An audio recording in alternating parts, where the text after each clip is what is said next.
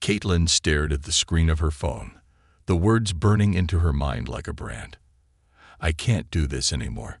Her heart thudded, each beat echoing through her chest as she reread the message from her brother, Miles. She had been waiting for it, the final confirmation that their relationship, the one she had worked so hard to keep together despite everything, was finally over. The message wasn't a shock. In fact, she had been expecting it for months now, ever since she had first begun to distance herself from him. But knowing it was coming and having it happen were two entirely different things. It had all started when Miles had been diagnosed. As a child, he had always been full of energy, full of dreams that stretched far beyond his humble surroundings. His laugh was contagious, his ambition unmatched. He had been the kind of kid that would rush home from school and tell her about the universe in ways only a child with boundless energy could. He was her little brother, and no matter what life threw their way, she knew they'd always have each other. Then came the accident. It wasn't even a dramatic car crash kind of thing. It was a freak accident, one of those moments that you could never plan for. One moment he was walking down the street after school, and the next moment he was in a hospital bed, his life forever changed. Miles had been left paralyzed from the waist down. The doctors told their parents it was a miracle he was alive at all. And for a long while, Caitlin believed them. But the miracle faded quickly into an exhausting reality. Miles wasn't the same person anymore. And neither was she. For years, she did what she thought she should. She played the part of the doting sister, the one who was supposed to put her own life on hold to help her brother. She moved back in with their parents to take care of him when their mother couldn't handle it. She took time off work, sacrificed her social life, and tried to hold it together as the emotional and physical strain of caring for him weighed on her shoulders. But it wasn't enough. It never felt like enough. The months that followed his accident turned into years, and something began to change. Miles became more withdrawn. The bright spark that once burned so fiercely in his eyes started to flicker, and soon it was all but gone. He pushed people away, including her, and she didn't know how to reach him anymore. Caitlin tried everything she could think of. Therapy, support groups, books, even online forums where people with similar experiences could talk about what they were going through. She would sit beside him in silence, her fingers tracing the lines of his favorite comic books, the ones he used to read aloud to her when they were children. But nothing seemed to help, and the resentment built up. It wasn't something she had expected to feel. She loved him. She would always love him, but she resented the life that had been thrust upon her. She resented the fact that every aspect of her life had been consumed by this duty that she didn't ask for. Slowly, her patience began to fray. She started to dread coming home, knowing that every day would be the same. She had spent her own childhood dreaming about who she would be and what her life would look like, but now she was trapped. She tried to talk to her parents, but they never understood. They would tell her how lucky they were to still have their son, how they were grateful for the time they had with him. They didn't see the way it was tearing her apart, the way her own dreams were crumbling just to hold his hand. Then one evening, just as things had seemed to calm down, Caitlin received a message that shattered her. It was late, and she had just gotten home after working a long shift at the hospital. She collapsed on her bed, exhausted, and reached for her phone, hoping for something to distract her. The message was from Miles. Just a few words, but enough to send her into a spiral. "I can't do this anymore. I need space. I need to figure out who I am without you around. I can't live like this. You don't understand. I'm not who I used to be." Caitlin's fingers trembled as she read the message over and over again. This was the moment she had dreaded.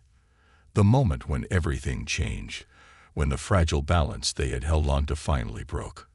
In her heart, she knew it had been coming. For months, Miles had been withdrawing, shutting her out more and more. But to see the words written down, so cold and final, made it real. She felt the weight of it crash over her like a tidal wave. She had poured so much into him, so much of herself, and now he was telling her that it wasn't enough. Tears welled up in her eyes, But she didn't let them fall. She couldn't afford to cry. Not now. Not when the world felt like it was crumbling beneath her feet. She pressed her phone against her chest and closed her eyes, trying to hold on to some semblance of control, but the anger and heartbreak mixed together in a way that left her breathless. Was this what he had really wanted all along? To push her away, to reject her? She stared at the phone for a few more seconds, trying to decide whether to respond or just let it go. She had to do something. She had to fix this. But deep down, she knew that no matter what she said, the distance between them had already grown too wide to bridge. So she did the only thing that felt right in the moment. She walked away. The next few weeks were filled with a cold, aching silence.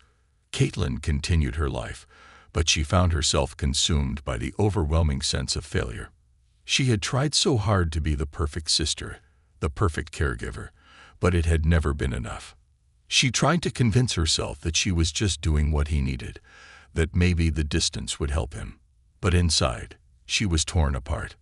One morning, as she prepared her coffee in the kitchen, her mother entered, a look of concern on her face. "Caitlin," she said softly. "Miles," he called.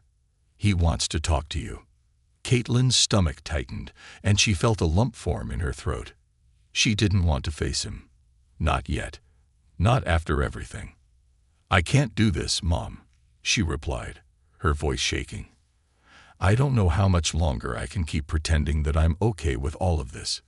He doesn't need me. He hasn't needed me for a long time. Maybe it's time I accept that." Her mother remained silent, watching her carefully. She wanted to say something, anything to convince Caitlin to go back, to try one more time. But she knew her daughter too well. Caitlin was stubborn, and once she had made up her mind, there was no changing it. Later that evening, when Caitlin was about to leave for work, she found a letter on the doorstep, a letter addressed to her in Miles' handwriting. It was odd. He never wrote letters anymore. The envelope was thin, as though it only contained a few lines, but it felt heavy in her hands. She hesitated, then opened it. The letter was short, just a few lines. "Caitlin, I need to tell you something. I know we've been through a lot, but I can't keep pretending I don't need help. You were right all along. I pushed you away because I didn't want to admit how much I depended on you. I'm sorry. Please forgive me. Miles." Caitlin's hands trembled as she read the words. It wasn't enough. Not nearly enough to undo the damage. She had hoped for a miracle, but this wasn't it. She felt the tears rise again. But this time, they weren't tears of anger.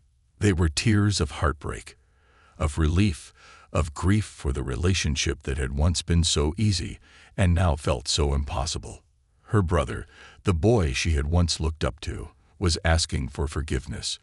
But Caitlin wasn't sure if she could give it. She didn't know if she could fix this. And that's when it hit her, the hardest truth of all. She had to let him go. She had to let go of the idea that she could fix everything, that she could save him from himself. There was no more pretending. Miles had rejected her, and in doing so, he had forced her to finally face the reality that she could no longer be the person she once was. And now she had to figure out who she was without him. This completes part 1, setting up the emotional and dramatic tone for the story and providing a deep, reflective moment that captures the viewer's attention. The next parts will continue to explore the fallout from this rejection and the emotional journey both characters will undergo. The days after receiving Miles' letter were like walking through a fog. Everything seemed muffled, as if the world had been turned down to a dull hum. Caitlin went through the motions of her daily life, waking up early, working her shifts at the hospital, returning to an empty apartment at night, but none of it felt real. The weight of the silence that now hung between her and Miles was unbearable. She found herself constantly reaching for her phone, only to put it down again, unable to bring herself to contact him. She had wanted an answer, a solution, something to make it all better, but now, even the thought of speaking to him left her drained, hollow. She couldn't escape the thought that maybe she had made the wrong choice. Maybe she had failed him when he needed her most. But the more she replayed their interactions in her mind, the more she realized that this wasn't just about one bad decision or one moment of weakness. It was the culmination of years of neglect, of both of them building walls around their hearts, afraid to admit how much they were hurting. He had been slipping away long before the accident, and now that distance seemed too wide to cross. Caitlin tried to focus on her work, but her mind was never fully there. Every patient she saw, every emergency she rushed to, felt like a temporary distraction, an escape from the emotions that were too heavy to carry. Her colleagues noticed the change in her. Her usually bright smile had become more forced, her laughter less genuine. They had always known her as someone who wore her heart on her sleeve, always ready to help others. But now she seemed distant, lost in her own world. Her friend Jenna, a fellow nurse who had worked with her for years, was the first to ask her about it one evening when they were sitting in the break room, sipping coffee between shifts. "Kate, what's going on with you? You've been off lately. You don't seem like yourself." Caitlin stared at her cup, swirling the coffee around absently. She wasn't sure how to explain it. How could she explain something that felt like it was unraveling her from the inside out? "I don't know, Jen," she said finally, her voice thick with emotion. I can't shake this feeling like I've lost something or someone, and I don't know how to fix it." Jenna raised an eyebrow, clearly unconvinced. "Are we talking about Miles again? I thought you two were doing better." Caitlin's hands tightened around her mug, the warmth offering no comfort. "We were. I thought we were. But then he told me he didn't want me around anymore. He said he needed space, that he needed to figure out who he was without me." Jenna's face softened with sympathy. "Oh, Kate, I'm so sorry. That must have hurt." "It did," Caitlin admitted, her voice barely above a whisper. "But I don't think I can keep doing this, Jen. I don't think I can keep being the person he needs me to be, not when he doesn't even want me around. It's like everything I've done for him, all the years I've sacrificed, it means nothing. He doesn't want me anymore. And maybe he's right. Maybe it's time I let go." Jenna reached across the table and squeezed her hand. "Letting go doesn't mean you failed him, Kate. It means you're giving him the space to find his own path.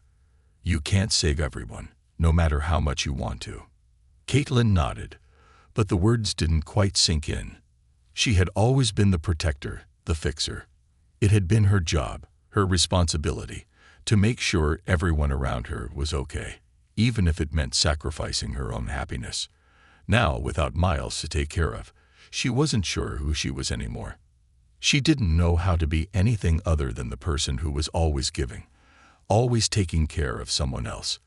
The days bowled into weeks, and Caitlin's heartache never truly went away. She threw herself into her work, trying to fill the empty spaces of her life with distraction. But the nights were the hardest. It was in the quiet darkness, when the weight of her thoughts became too much to bear, that she felt the sharp sting of loneliness. She had spent so much of her life focused on taking care of Miles that she had lost track of her own needs, her own desires. She had put her own life on hold, thinking it was the right thing to do. But now she wasn't sure if it had been worth it. There were nights when she would lie awake, staring at the ceiling, asking herself if it had all been a mistake, if she had been too focused on fixing Miles, on being the perfect sister, and forgotten about the person she used to be before all of this started. Who was she, really? Was she just a caretaker, a fixer, or did she have her own dreams? Did she even know what it felt like to live for herself anymore?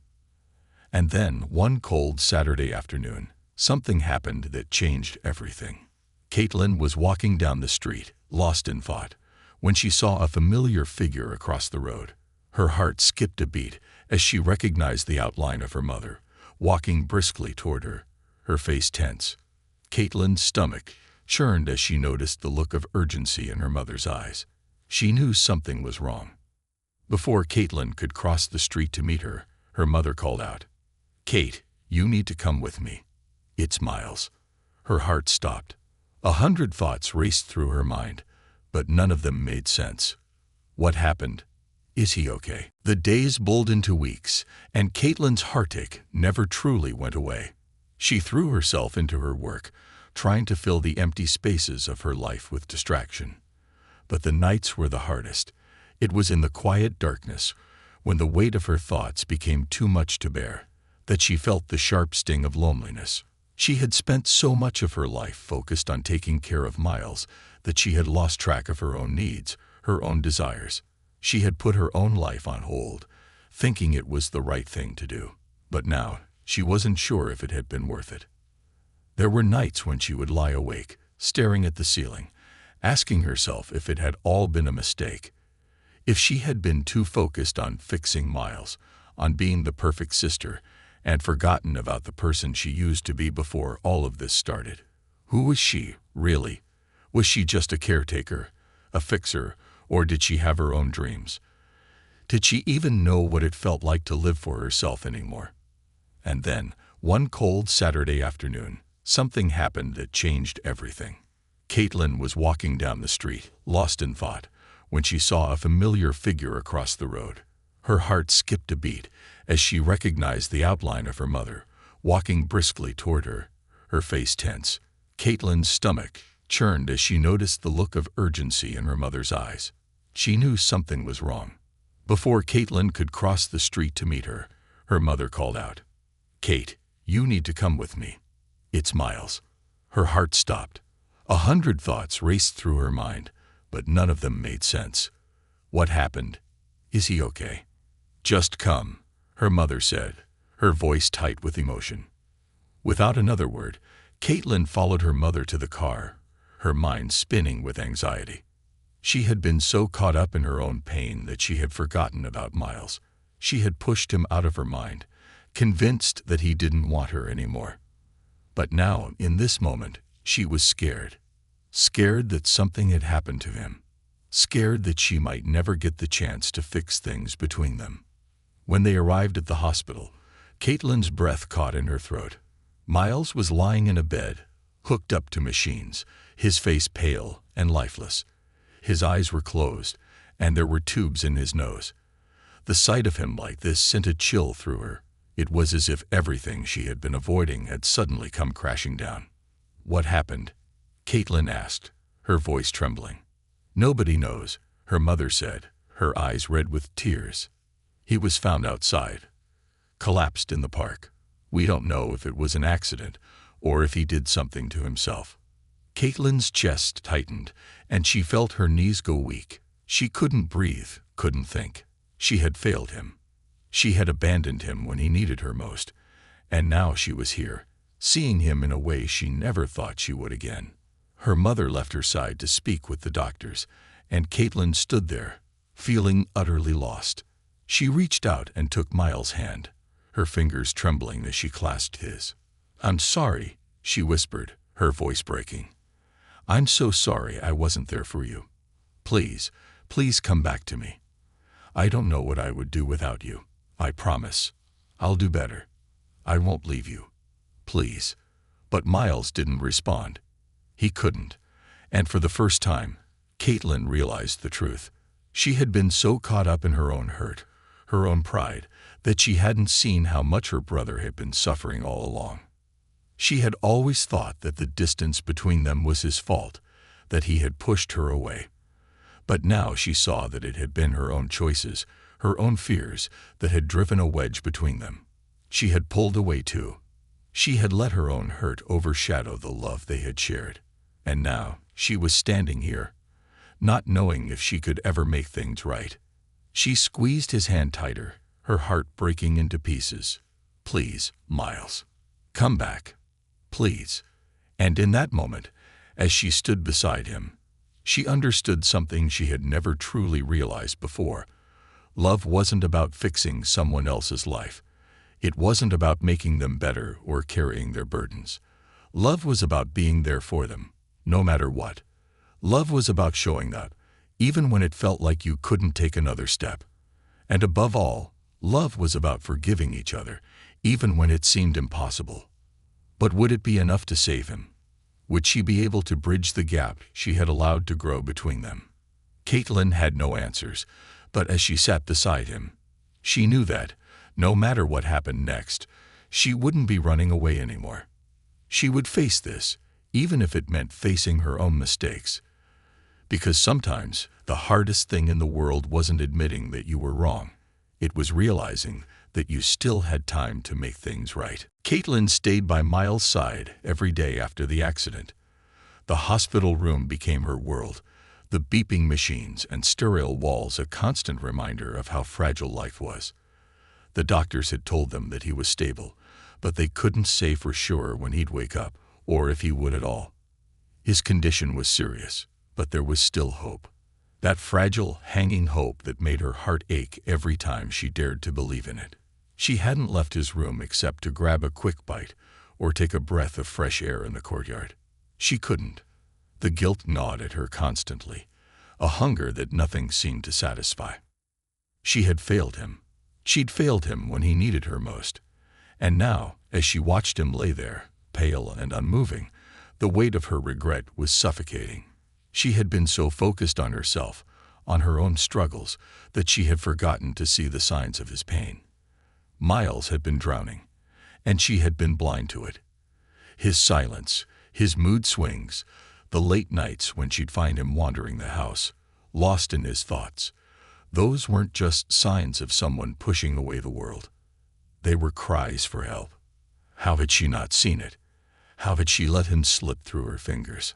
Her brother, the one person she had sworn to protect, to be there for, and yet she hadn't been there when he had needed her the most. The days blended together in a haze of worry and confusion. The doctors said they were cautiously optimistic. Miles was responding to some of their treatments, but his brain activity was minimal. They wouldn't know how much damage had been done until he woke up. That was the hardest part, the not knowing. The uncertainty that made her mind race at all hours of the day and night, imagining all the worst-case scenarios. What if he never woke up? What if in the time she had spent pulling away from him, he had slipped beyond her reach forever? Caitlin knew she had to let go of the what-ifs because they were paralyzing her. She had to focus on what she could do, which was to be there for him now. Even if he couldn't hear her, even if he couldn't see her, she could stay, and she could wait. But it wasn't just the silence of his room that tortured her. It was the silence of her own life. Outside the sterile walls of the hospital, the world had kept moving, as if nothing had changed. Her phone remained silent, the only notifications being work-related ones. She didn't know what had become of her friendships. She didn't know if anyone had even noticed she was gone. Jenna had reached out a few times, but Caitlin had pushed her away, too caught up in the heaviness of her own grief. She couldn't bring herself to talk to anyone. Not when all she could think about was how she had failed Miles. Her world had shrunk to this small hospital room, and she wasn't sure if she could face the rest of it. She would leave the room only when necessary, the tight knot in her chest, refusing to loosen no matter what she did. When she finally stepped outside for a break one afternoon, the cold air hit her like a slap. It was an unusual October chill, the kind that made you want to burrow deep into your jacket and ignore the world. The leaves were turning shades of amber and red, falling in a lazy drift down the street, yet it all felt like a backdrop to her grief. She could hardly even remember the days when she had been able to enjoy the changing seasons, when life felt full of potential and excitement. Now, everything felt dull, distant. As she walked along the sidewalk, the weight of her thoughts pressing her down like an anchor, Caitlin's mind kept returning to the same thing. She hadn't just failed Miles. She had failed herself too. Before everything had gone wrong, Caitlin had been a different person. She had been vibrant, full of ideas, dreams for her own future that didn't revolve around caring for others. She had put her own life on hold to take care of Miles when their parents had struggled, when their family fell apart. She had set aside her ambitions, sacrificed her desires, to help him with his. But in doing so, she had lost sight of who she was. Somewhere along the way, she had forgotten that she needed to grow too. That she couldn't be everything for everyone. That she couldn't pour from an empty cup. And now, as she stood on the sidewalk, With the cold wind tugging at her hair, she understood that it was time to face what she had been avoiding. She couldn't keep living like this, like her worth was only tied to what she could do for others. She couldn't keep putting herself last, erasing her own needs for the sake of everyone else. She hadn't been living her life. She had been surviving it, day after day. But what if she could change that? What if she could learn to live again, not just for the people she loved, but for herself? What if she could build a life that wasn't based on guilt or regret, but on something more, something that gave her purpose and joy? It was the first time in weeks that she allowed herself to think about her future, and not just the uncertainty of Miles' recovery. She realized she had been waiting for some external sign, some cosmic answer that would tell her how to fix things. But the truth was, she had to fix herself first. She had to learn to be her own person, to let go of the fear that had ruled her life for so long. The sound of a phone vibrating in her pocket broke her from her thoughts. She pulled it out, half expecting it to be one of the many medical updates from the hospital. But it wasn't. It was a message from Jenna. "Hey, I know you've been going through a lot, and I'm not pushing you, but I wanted to check in. I'm worried about you. I miss you, Kate. I know you're focused on Miles, but please know that you don't have to go through this alone." Caitlin stared at the words for a long moment. She hadn't realized how much she had been pushing everyone away until now. She had been too focused on her own shame, her own sorrow, to see how her friends had been trying to reach out. The guilt returned, hot and sharp. But this time, it didn't feel like a weight she had to carry. Instead, it was a reminder that she was still connected to the world, still part of something bigger than the isolation she had built around herself. Taking a deep breath, Caitlin typed a quick response, her fingers trembling slightly as she did. "I'm sorry, Jen. I've been lost in my own head. I'm not okay, but I'll be better soon. I promise." She hit send, staring at the screen for a moment before slipping the phone back into her pocket. It felt like a small step, but it was a step toward healing. It was the beginning of opening herself up again, to both the people who cared for her and to the possibility of a future beyond this moment of crisis. Later that evening, when she returned to Miles' room, she felt something shift in the air. The hospital room still smelled of antiseptic. The machines still beeped in their steady rhythm, but something had changed inside her. She wasn't sure what it was, but she knew that the guilt, the regret, had started to loosen its grip on her heart. She couldn't undo the past, and she couldn't change the choices she had made. But she could make a promise to herself, right here, right now. She would fight for Miles. She would stand by him no matter what. But she would also fight for herself, for the person she used to be, for the woman she could become. She sat by his bed, taking his hand in hers again, and for the first time in weeks, she allowed herself to breathe without the crushing weight of guilt. She didn't know what the future held, but she knew this. She wasn't alone anymore.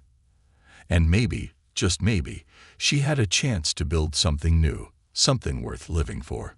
And in that quiet room, as the steady beep of the machines echoed around her, Caitlin finally understood something she had never fully realized before. Redemption wasn't a destination. It was a journey she could start at any time. The days stretched on, marked only by the passing of time, the rhythmic sound of hospital equipment, and Caitlin's own evolving sense of purpose. She had become a fixture at Miles' side, her presence unyielding, unwavering, though her heart was still weighed down with the knowledge that the road ahead was uncertain. It was as if the world had forgotten how to move, or perhaps it was just that everything had come to feel insignificant against the backdrop of her brother's struggle. She existed in a strange, suspended reality, a place where only the past and the future mattered. The present, the now, was a blur. It had been 2 weeks since the accident.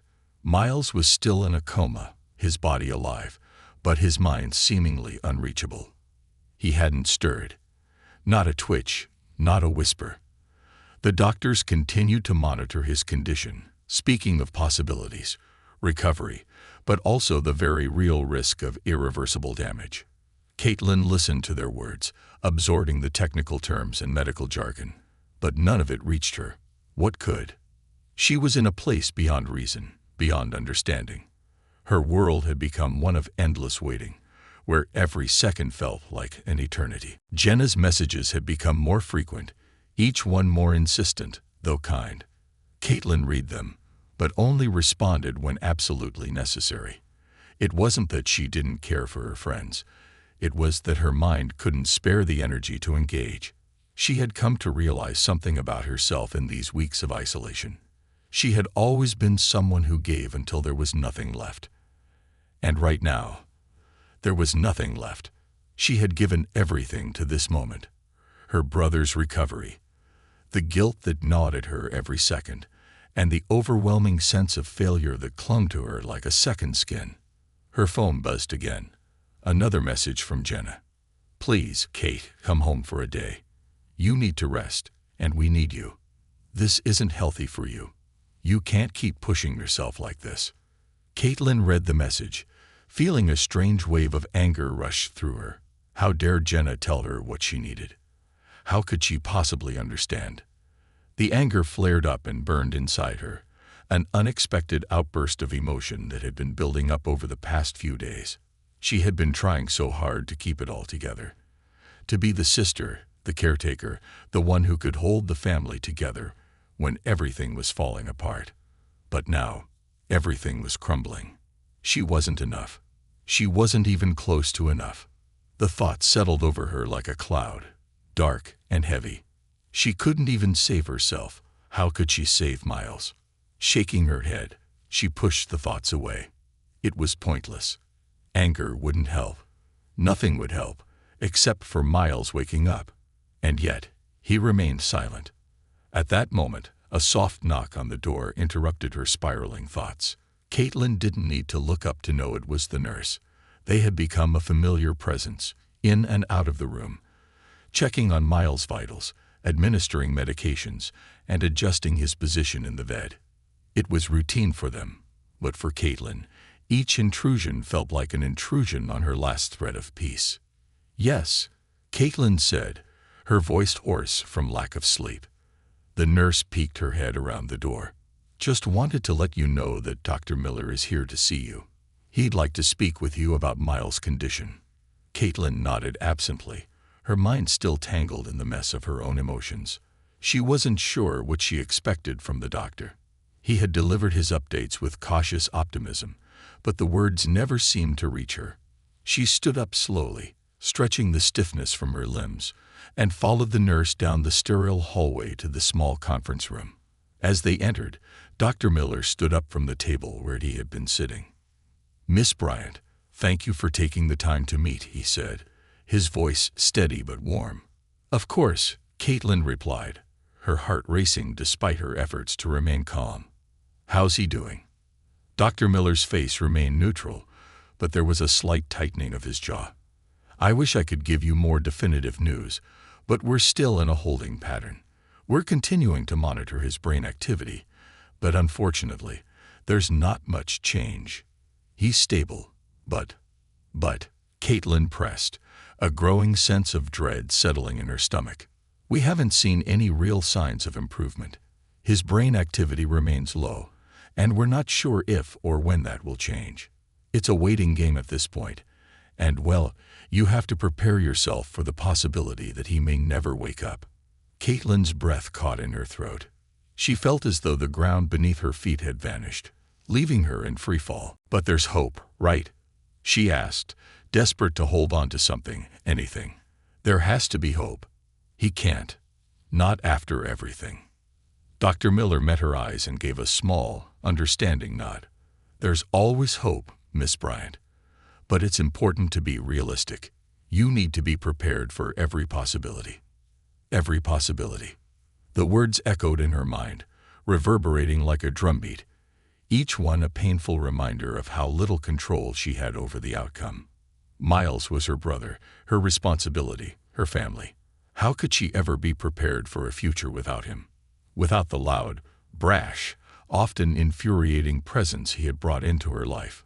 She nodded numbly, unable to speak, her throat closing up. She forced herself to take a breath, trying to calm the storm raging in her chest. "Thank you," she managed to say, her voice barely above a whisper.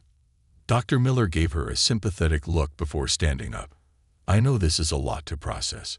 We'll continue to monitor him, and I'll keep you updated with any changes." As Caitlin made her way back to Miles' room, her mind felt like it was spinning out of control. She had been clinging to the idea that her brother would wake up, that everything would return to normal. But Dr. Miller's words had shattered that fragile hope, replacing it with the cold, hard truth. What if Miles never woke up? What if the life she had been waiting for, the life where she could apologize, where they could rebuild their relationship, was gone forever? She stepped into the room and froze at the sight of Miles lying there, his pale face and closed eyes a cruel reminder of the life that hung in the balance. She walked over to his side, her heart aching, and took his hand in hers once more. "I'm so sorry, Miles," she whispered, her voice breaking. "I didn't know. I should have known. I should have seen how much you were hurting." There was no response, just the steady rhythm of his breathing, the soft beep of the monitor. But even in his silence, she felt him, his presence, his soul, still lingering. And she knew that, even if he never woke up, she would never stop fighting for him. She would never stop being there.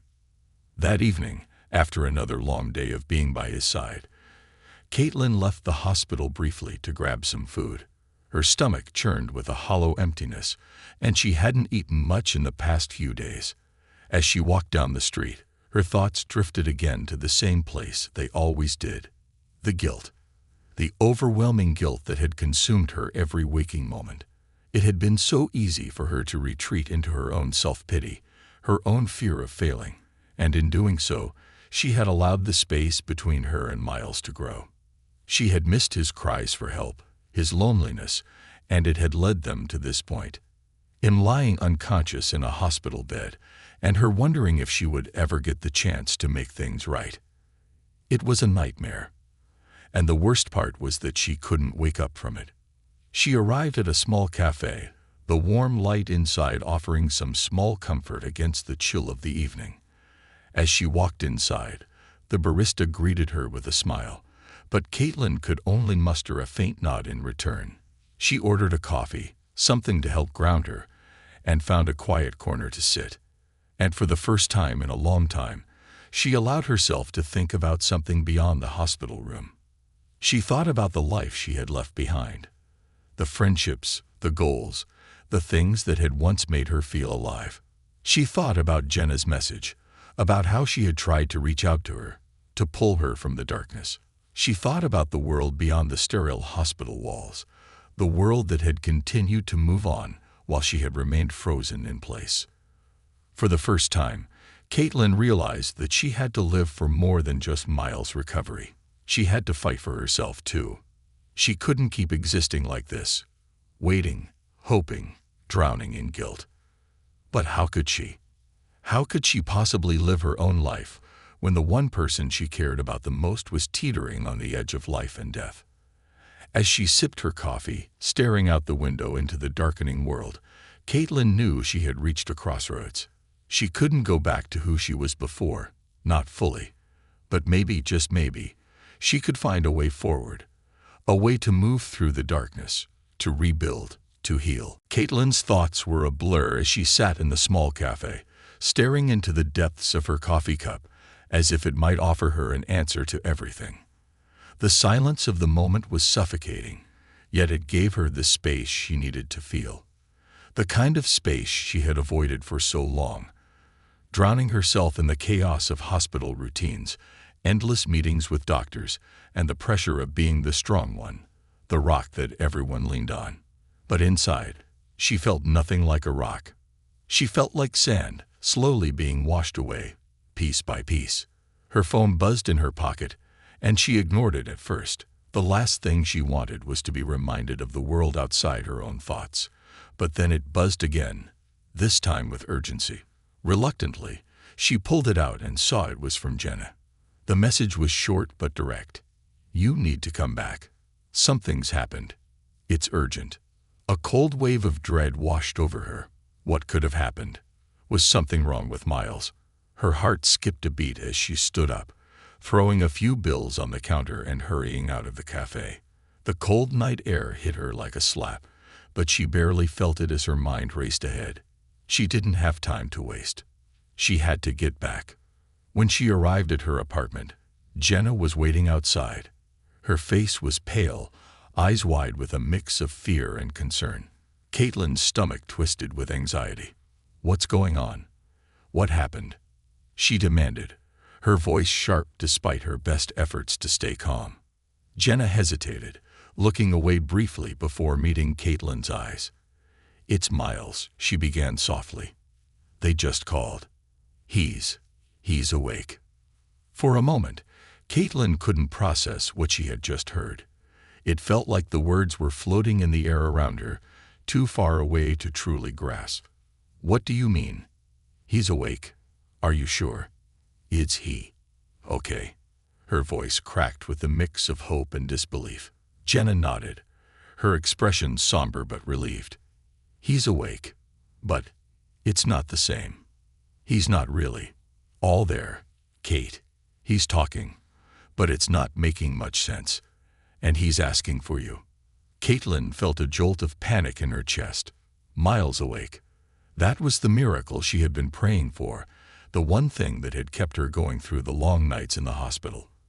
But now that it had happened, she couldn't shake the feeling that it was all too surreal, like waking up from a dream only to find out that the dream was far more complicated than she had ever anticipated. Without saying another word, she grabbed her coat and hurried out the door, Jenna following close behind. The drive to the hospital felt like an eternity, each second dragging on longer than the last. Caitlin's mind raced, her heart pounding in her chest. She had never imagined this moment would feel so chaotic. It was supposed to be a relief, a moment of joy. But now, all she could think about were the questions. What would Miles be like now? Would he remember anything? Would he remember her? The hospital loomed ahead, its stereo lights casting long shadows as they pulled into the parking lot. Caitlin could barely get out of the car before she was rushing through the doors, Jenna at her side, her face an unreadable mask of concern. She barely heard the nurse on duty as they entered the elevator, her mind consumed by the thought of Miles, her brother, the one constant in her life, who had always been there, even when things seemed impossible. When they reached the ICU, the nurse led them down the familiar hallway, and Caitlin's stomach twisted with nerves. She could feel the heaviness in the air, the uncertainty that hung over everything. As they entered the room, she saw Miles lying in the bed, his eyes open and staring, but his gaze was unfocused, distant, as if he was somewhere else entirely. His skin was still pale, the deep bruises on his face a haunting reminder of the accident that had brought them to this moment. "Miles," Caitlin whispered, her voice trembling despite herself. His eyes flickered toward her, and for a brief moment, he seemed to recognize her. A faint, confused smile tugged at the corners of his lips. "Caitlin," he muttered, his voice hoarse, as though he hadn't spoken in years. Where am I?" "You're in the hospital," Caitlin said, her voice breaking. She moved closer, her hand reaching for his, desperate to hold on to him in any way she could. "You've been in an accident. You've been unconscious for a while." He blinked a few times, his gaze darting around the room, as if trying to make sense of everything. "Accident? What? What happened?" His voice was slow, each word deliberate, as if he was piecing together fragments of a story he couldn't quite remember. Caitlin's heart ached at the sound of his voice, familiar but altered, as though the brother she had known was now a stranger. "It's okay," she said, her voice soft but firm. "You're safe now, Miles. You're going to be okay. You just need to rest. We'll figure this out together." But Miles wasn't listening. His eyes had drifted again, unfocused. He didn't seem to recognize her words, or perhaps he didn't understand them. He turned his head slowly, as if looking for something, or someone else. "I don't remember," he muttered again, this time more urgently. "I don't remember anything. Where's Mom? Where's Dad?" Caitlin froze at the mention of their parents. They hadn't been to see him in days, not since the first few days after the accident when they had been told he was in critical condition. They had stayed home, unable to face the hospital after the news. The rift that had existed between them and their son had only widened during those painful days. "They're not here," Caitlin said quietly, her throat tightening as she spoke. "But I'm here, Miles. I'm right here." But Miles wasn't hearing her. His eyes had glazed over again, and he began muttering to himself as though he were in another world entirely. His words were disjointed, fragmented, and Caitlin could see the confusion swirling in his mind. It wasn't the reunion she had imagined. It wasn't the miraculous moment she had dreamt about for so long. It was something else, something far more complicated and painful. Minutes passed, and Caitlin sat beside his bed, holding his hand, but there was a distance between them now that hadn't been there before. She watched as he drifted in and out of lucidity, his mind unable to grasp onto any one thought for long enough to make sense of it. It was like watching someone float in and out of consciousness, trying to find their way back to reality, but never quite succeeding. And then, without warning, Miles suddenly stiffened, his face contorting as though in pain. Caitlin leaned in closer, her heart racing. "Miles, what's wrong? Talk to me. What's going on?" He didn't respond. His body jerked, and then his breath hitched in his throat. "I'm sorry. I didn't mean to. I didn't mean to hurt anyone." The words came out in a ragged whisper, full of guilt and shame. Caitlin's stomach dropped as she looked down at her brother. "Hurt anyone? Miles, what are you talking about? You didn't hurt anyone." But he didn't hear her. He was lost in his own thoughts, lost in the fog of his own mind. His grip on her hand tightened for a moment. And then, just as suddenly as it had come, it loosened. He sank back into his pillow, his eyes closing once more. Caitlin sat in stunned silence, her mind racing with confusion. What had he meant by those words? What was going on inside his head? She had always known Miles to be strong, confident, and sure of himself. But now, there was nothing but this fragile, broken version of him. Someone who had lost himself in the wake of the accident. Someone she couldn't quite reach.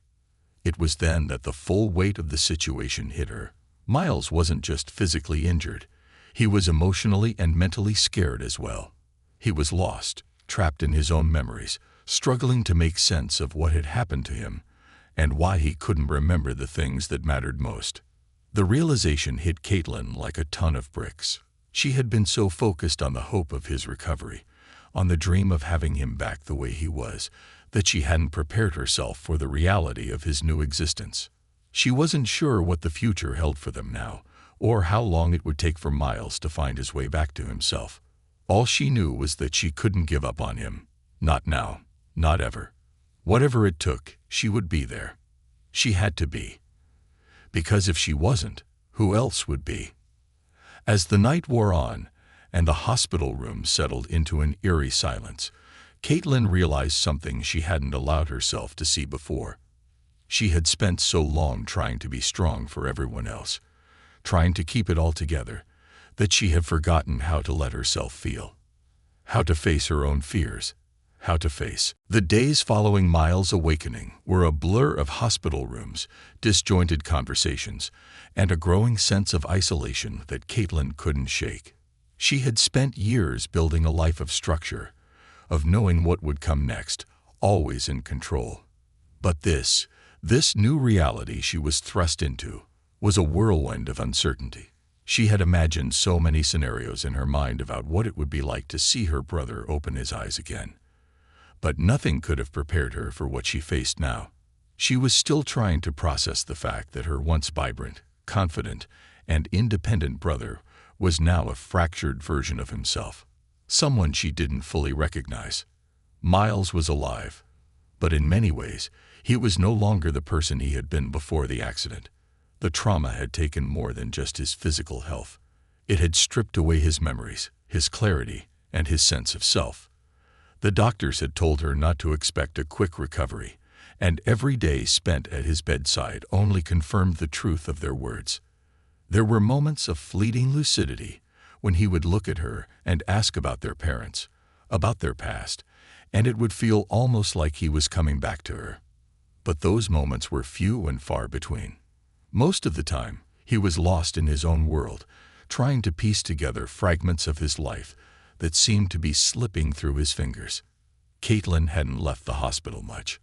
Her life had become a rhythm of hospital visits, late-night conversations with doctors, and long stretches of time where she sat beside Miles, watching him sleep or watching him struggle to remember things that he should have never forgotten. She knew the doctors were doing everything they could, but at times it felt like they were all standing on the edge of a precipice, unsure of how to pull Miles back from the abyss of confusion and pain. But it wasn't just Miles that Caitlin had to worry about. It was herself. It had taken days for her to admit it, but the truth was undeniable. She was drowning. Every time she walked into the sterile, lifeless hospital room, she felt a weight settle in her chest. The pressure of it all, the emotional toll, was taking its toll on her. She was holding on to the remnants of her strength, trying to keep it together for everyone, especially Miles. But the cracks were starting to show. The phone calls from their parents had stopped coming. After the initial shock of the accident, they had retreated into their own world of silence, leaving Caitlin to shoulder the burden of caring for Miles. It wasn't that they didn't care, at least she didn't think they didn't care. It was more that they didn't know how to cope with the reality of what had happened. Their son, their golden boy, was no longer the person they had known, and it was easier to pretend it hadn't happened than to face the harsh truth. It hurt, more than Caitlin was willing to admit, that her parents couldn't find it within themselves to help. But she had to push that pain aside. Miles needed her, and no matter how much it drained her, she couldn't walk away from him now. One night, after the latest round of doctors' consultations had ended and the halls of the hospital had quieted, Caitlin sat alone in the waiting room, her fingers absently tracing the edge of a magazine that she had picked up but hadn't read. Her eyes were tired, her body drained from days of constant vigilance. She hadn't been able to sleep properly for what felt like weeks, but the exhaustion wasn't just physical. It was emotional. It was the weight of the unknown, the constant uncertainty about Miles' future. Would he recover? Would he remember who he was? Would he ever be the person he used to be? Or had the accident taken more from him than just his memories? The door to the waiting room opened, and Caitlin looked up, startled. It was Jenna, standing there in the doorway, looking concerned but determined. "Hey," Jenna said softly, her voice steady. "You okay?" Caitlin shook her head, trying to clear the fog of exhaustion from her mind. "I don't know," she muttered, her voice barely a whisper. "I don't think I'm okay. I don't think I've been okay for a while."